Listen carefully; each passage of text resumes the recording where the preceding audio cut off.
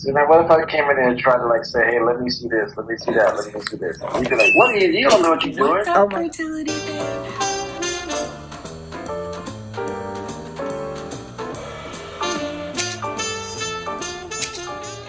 Let's get these babies, ladies. What's up, fertility fam? How are you? For those of you who are new, welcome. For those of you who are returning, welcome back. My name is Tanika. I am 51 years old and currently pregnant with my rainbow baby. I'm a single mom by choice. I've got a double donor embryo that I'm carrying. Let's see, that's it. So I wanted to catch everybody up on my immune protocol. First of all, I need to clear up because we did a premiere together and I realized I was not clear when I was saying that I did not get any instructions until I paid the pregnancy management fee. That was instructions from the reproductive immunologist at Braverman, not from the reproductive endocrinologist at Columbia. So my care was ongoing. That was included in the transfer. The immunologist part, so you pay for a piece to get started, right? And then you pay for a piece once you're pregnant, and which is $3,000. The $3,000 includes up to 3 pregnancies because they know women who are going there have recurrent losses, and so they kind of build that in. However, they had sent me an email saying that I could pay $1,000 and get the instructions. I didn't see the email, and it worked out as it was because I think because I delayed it, they gave me a discount, so I only had to pay $2,500, which I don't know. I guess I could have, if I would have seen it, I would have paid the $1,000. But like, am I putting my medical care like on layaway? You know what I mean? It's a little weird. So I just want to clear that up. My clinic did not leave me hanging high and dry with no instructions. It was the reproductive immunologist that wanted payment before we went into pregnancy management. However, before we got to that point, as part of the first payment, there's 2 testing parts that are included. The first part is before you ever get started, you do a test. So I had to do ReproSource testing, and I had to do, there's other immunology testing. ReproSource is a separate company. It's all through Pregmune, which is a sub-company, I guess, of Braverman. Dr. Vidali, who runs Braverman now, because Braverman passed away, I think, in 2019, created this test called Pregmune. And so that test has the ReproSource and the other immunological tests in there. So that is covered before you get started, before they look at and say, here's what you need, you do that test. Also included in that first payment is a second test after your beta. That is irrespective of if you have a positive beta or a negative beta, you get that second test. So that was scheduled for the day after my beta, the first part of it, and then the ReproSource was scheduled for the Thursday after my beta. My beta was on a Monday. So I did a Tuesday test and I did a Thursday test. I had to go all the way to New Jersey for the Thursday test. Pain in the butt. At any rate, once I got those test results back, I wanted to talk to Dr. Thornton, who I adore, adore, adore. If you go to Braverman, I definitely recommend you get Dr. Thornton. Just know that you're going to have to put up with Linda, the nurse, who I'm not a fan of. I can't get her on the phone. I can't call her. And when she calls me, she's calling me from a blocked number. I don't know if she's in witness protection or what. So sometimes, like if I'm in a meeting, I don't know that I need to step out to take that call because it's from a blocked number. It could be anybody. And then I have no way to call her back. So it's just a bit frustrating. I also just find her to be unprofessional. She said like negative things about my insurance company. I don't think that's professional. I don't have an issue with my insurance company. So for her to just speak badly of a company, it just is not my thing. Anyway, Dr. Thornton is lovely. Talk to him as often as you can. So in this video, you are going to see Dr. Thornton and I talking, going over my test results. These are the test results that were taken immediately after my beta. Of course, we know now my beta was positive. I'm very pregnant. As I'm sitting here, I'm 8 weeks and 2 days, 8 weeks and 1 day, depending on which nurse you rely on. Either way, my due date is June 3rd. So it worked. So a lot of you guys asked, do they keep testing for everything? So the answer is yes and no. Part of the testing, and I will link, is it this way? I think over here. I'll link the video where I go over my initial test results with Dr. Thornton. Some of them we don't need to repeat. Like we don't need to test again to see if I have a deficiency and I can't process folic acid, right? The MTFHR, whatever gene. We don't need to test again that I am biologically female, that I don't have a fragile egg. Like is not going to change. That's constant. The things that we're testing are the things that we are manipulating or trying to manipulate with medication. So are my inflammation markers going down, right? How are my natural killer cells responding? That's what we're retesting. So when I go to ReproSource, and I've done it twice now as I sit here today, which is October 22nd, I've done it twice since my positive beta, and I'm going next week to do it again. So next Thursday, I got to do it all over again. ReproSource, I do 8 vials, which is what I did the first time. So they were not testing like the genetic markers. The other blood test that I do at LabCorp is, you know what, I have to look at it again because I have the printouts. But that's testing like my vitamin D. It's testing, I can't remember all the things. I'll put a screenshot over here of like what's on that LabCorp that they're testing. So I have my LabCorp printout in this video, and I also have the ReproSource printout. The ReproSource printout is like way over my head. The LabCorp is pretty straightforward because it tells you what your values were previously and what they are now, so you can see if they went up or down. Of course, you need to know if up or down is good, but basically it's easier to read. The ReproSource is very technical, and I don't have the baseline report. So the report that I got from ReproSource did not have the values, the quantitative values. It had a summary. So I don't have a baseline. Dr. Thornton has a baseline, and he will explain that in the video. He makes fun of me for trying to read it, but I'm a project manager. Like, I need information, I need data so I can make decisions. So that is what is going on in the video. So I hope you enjoy. I just wanted to give you this little context because we jump right into the phone call. Hello, can you hear me? I can hear you. How are you? I'm well, how are you? Sorry about that. I got a new computer at work, and it was like, it made me re-enter all my info again. All right. By the way, congratulations. Thank you. Dr. McConnell did the transfer. I feel like she did a little practice, before they give you the straw. Like, she was taking her shot, getting her shot ready. And then, yes. She was going to come after her. Huh? So yeah, I'm 6 weeks, 4 days today. Did you have your ultrasound already? I had the first one last Friday, saw the heartbeat. It was 99 beats per minute, and then I go in again on Friday. Perfect. Yes. Looking good. Your immune blood work looks good as well. Okay, because I don't understand. I see that it looks better. I have my Why do you have that? Why do you have that?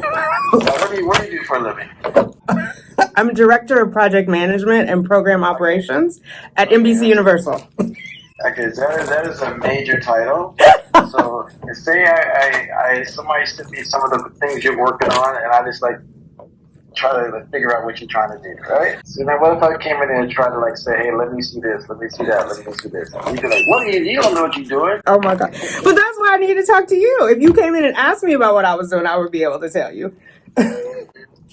So let me look at your numbers here. Okay. Basically, the report that you have is not the important one. I have 2. I have the LabCorp and the ReproSource. Okay, so let's go to the LabCorp. The LabCorp, we look at your white blood cell count, we look at your vitamin D levels, we look at your anti-phospholipid antibodies, and your platelet count, all of which were normal. Okay. So those are the main ones that we focus on the LabCorp. The ReproSource is very complicated because on the ReproSource, you see numbers, but we compare those numbers to your baseline. Okay. And so it's a ratio. So you have to have both of them to kind of calculate the ratio. Then we look at a percent change and things like that. Okay. So the one thing that we look at is we look at something called a TH2, TH1, TH2, which is a ratio. Well, you won't see that. You may see it there. Okay. TH1, TH2 is a ratio between inflammation and anti-inflammation. Okay? Okay. When you're pregnant, you automatically want to see a TH2 shift. So you want to see an anti-inflammation shift. Okay? Okay. And your ratios show that you had a very nice TH2 shift, which is what you like to see in pregnancy. Okay? Okay. The next thing that you're going to see there are going to be some IL-17 cells. Okay. The IL-17 cells are the ones that are associated with miscarriage. So what we want to see is from your baseline to where you are now, we want to see a decrease in the IL-17 cells. Okay. You'll see NK-17, all those different things. That's the IL-17 cells. Okay. And across the board, all your IL-17 producing cells decreased, and now they're in a low to medium range, which is what we like to see. Okay. Now I'm testing again tomorrow. Are we expecting just to see a further decrease, or just make sure it's maintaining? Just make sure it doesn't go into, they don't spike. Okay. We don't want them to spike. Okay. Now, the one thing that we saw is your T regulatory cells. So T regulatory cells are recruited during the pregnancy. Mm-hmm. They continue to go up as you progress through the pregnancy. Then, like around 10, 11 weeks, they start to go down. Okay. Okay. So compared to baseline, we like to see at least a 60% reduction in these T regulatory cells in the blood system. Okay. Because if they're reduced in the blood system, that means they're being recruited to the lining of the uterus where we need them to be. Okay. Okay. So when we look at your baseline compared to where you are now, you had a 33% reduction. Okay. But you want to see 60% by 10 to 11 weeks? No, we want to see 60% by the time you get your next blood draw. Okay, gotcha. Okay. So say it comes back at like 55%, I'm happy because it means you're recruiting them. If it comes back still at 30%, then I'm going to help you recruit them by adding in another medication. Gotcha. Okay. Is it another injection? And unfortunately, it is. Okay. And it's not a copay medication either. So okay. Oh God. We try to only give it if we really need it. It's called Neupogen. Okay. Lupogen. Okay. Neupogen. Neupogen. Okay. Yeah. So what it does is that it increases the T regulatory cells are found in the bone marrow. Mm-hmm. So what Neupogen originally is for people who have low white blood cells. And white blood cells are formed in the bone marrow. So people that have like a low white blood cell count, you give them Neupogen, the bone marrow will produce more of the white blood cells. Okay?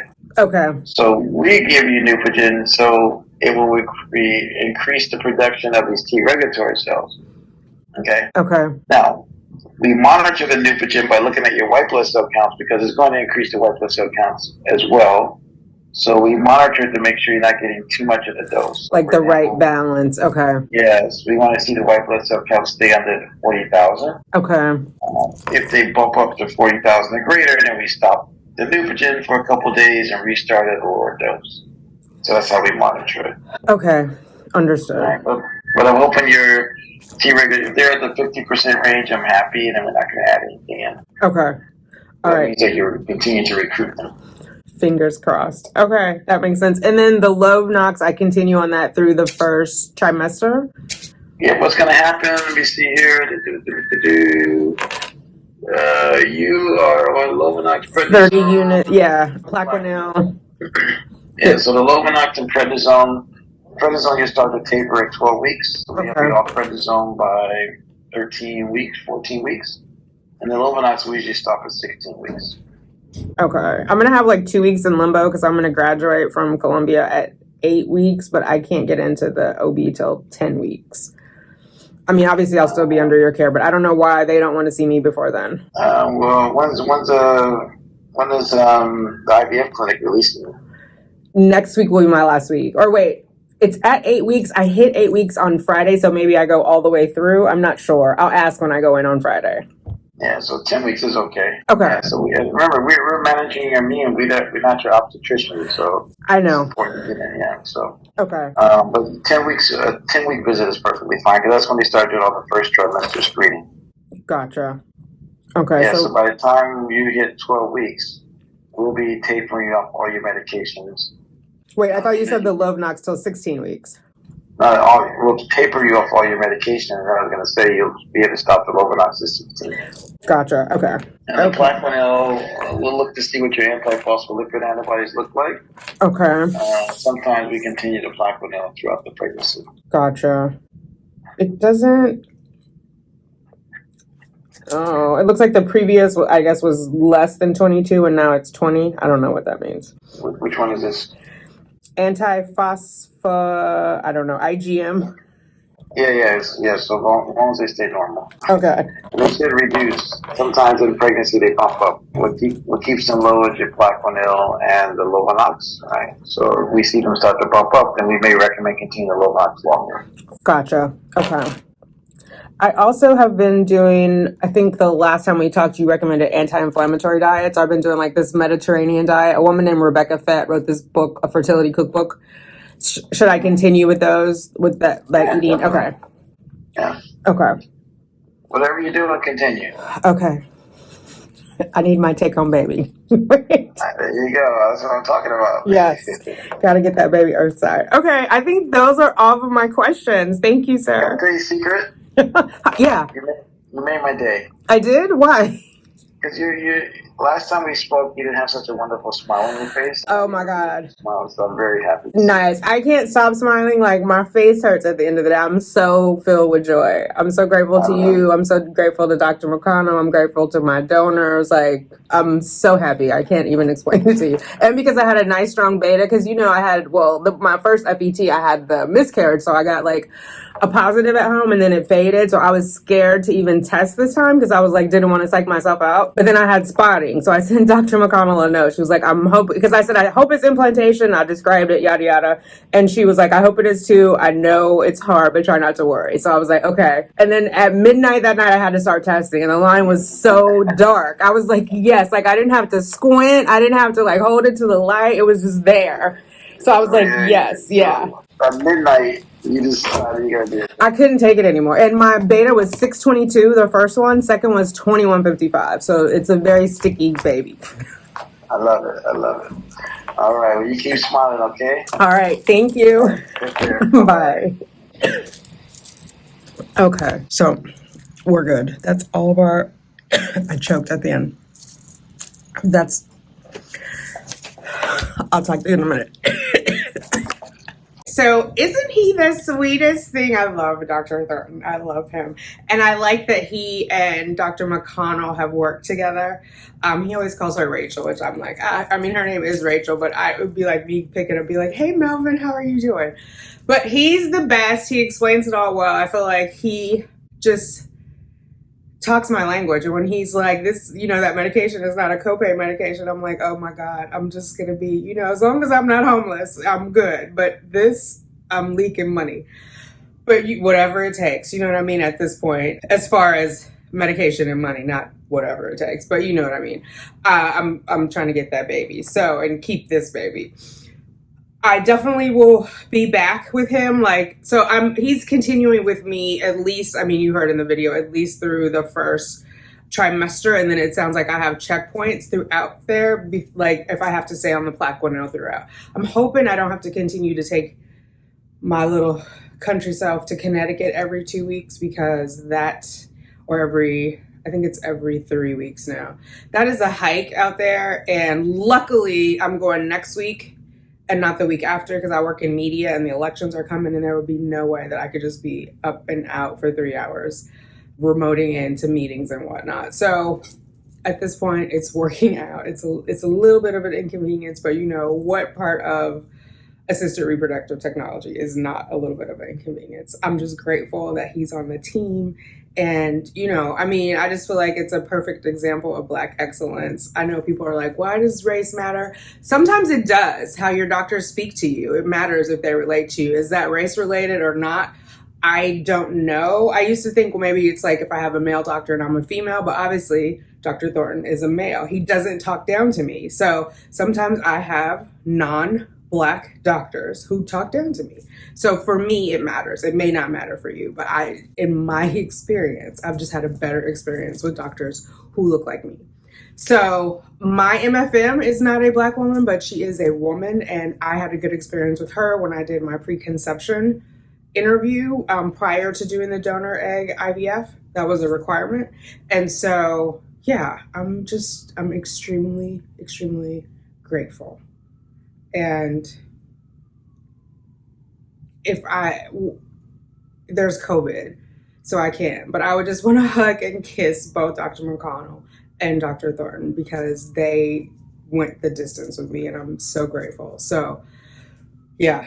All right. That's all. I hope you enjoyed that. If you have any questions about the immune testing, please let me know down below. I highly, highly, highly encourage if you have had any recurring implantation failures to have your immune system checked out. It is expensive. They don't take care credit, but if you do it in the beginning of the year, you can use your FSA card. Like part of my first payment that I did earlier in the year was on my FSA card. Now I'm just paying out of my debit card. but there are options it's worth saving up for. And if you look at the comparison, I did 4 FETs last year, and out of pocket I paid last year they were $2,640. This year they went up to $2,800. So whatever that is, $2,640 times 4. Had I saved that money and just paid for the immune protocol after the second failure or whatever, you do the math. But if I would have done 2 versus 4 and put that other money toward the immunology, I might have had the baby sooner. I'm not feeling any type of regret. I'm just giving that to you as information for you to make an informed decision. I just recommend it. And it's just a better peace of mind. I honestly wish I had done it sooner. However, I was told it was my eggs and my age. And so I didn't. And then obviously we proved that theory wrong because we took the egg age out of the equation, and then I was still having implantation failure, so we had to investigate. But you do what makes sense for you. I'm just giving you what my experience is. Whatever you glean from that, if you get information from that, I'm glad. Or maybe you're like, you know what, Tanika, that is not me. I don't need to do that.